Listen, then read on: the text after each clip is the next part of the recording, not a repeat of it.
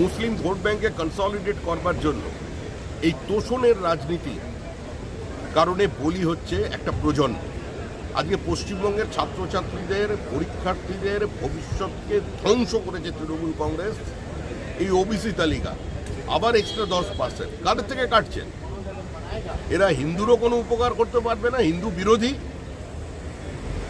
General কাস্টের থেকে 10% কেটে নিচ্ছে, আর যে মুসলমানদের খুশি করতে চাইছে তাদের তো স্কুল শিক্ষাটাই তুলে দিয়েছে। তারা পড়বে কোথায়? খারিজি মাদ্রাসায় পড়ে এখানে কি রিজার্ভেশনের সুযোগ পাবে? তো তাদের শিক্ষার জন্য যেটা স্কুল শিক্ষার দরকার, সেই স্কুলের ব্যবস্থাটাই তো তুলে দিয়েছে।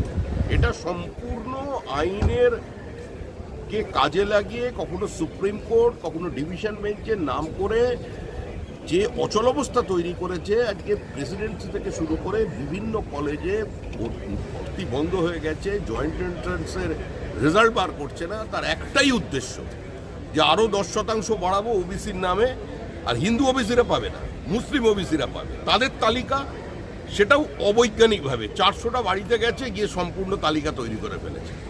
এই অস্বচ্ছতার জন্য আজকে ধ্বংস হয়ে যাচ্ছে সম্পূর্ণ শিক্ষা জগৎ।